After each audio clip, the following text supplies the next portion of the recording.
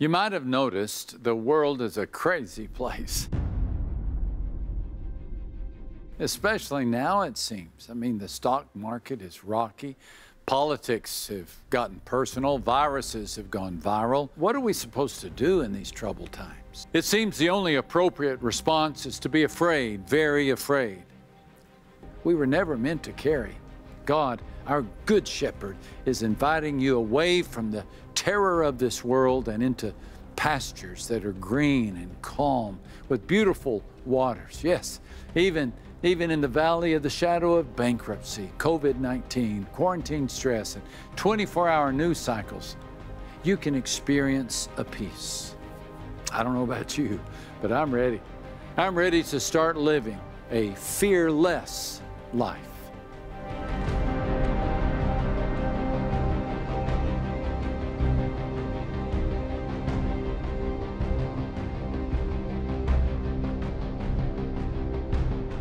Worry divides the mind. In fact, the biblical word for worry, merimnao, is a compound of two Greek words, merizo, which means to divide, and nous, which means the mind.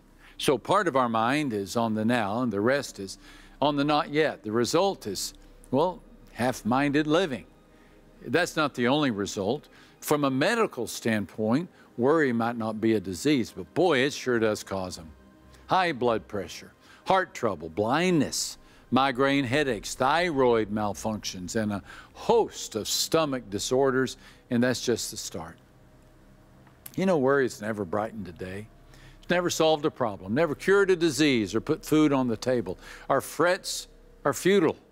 Jesus himself said, so I tell you, don't worry about the food or drink you need to live or about the clothes you need for your body. Life is more than food. The body is more than clothes. Just look at the birds of the air. They don't plant or harvest or store food in barns, but your heavenly Father feeds them. And you know that you are worth much more than the birds. You cannot add any time to your life by worrying about it. So how do we deal with worry? Well, in verse 2 of Psalm 23, He leads me beside the still waters, David declares. And in case we missed the point, he repeats the phrase in the next verse. He leads me in paths of righteousness. He leads us. Our good shepherd tells us what we need to know and when we need to know it. The book of Hebrews says we will find grace to help us when we need it. Listen to a different translation.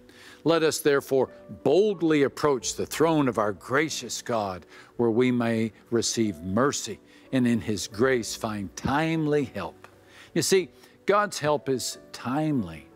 He helps us in the same way a father gives plane tickets to his family.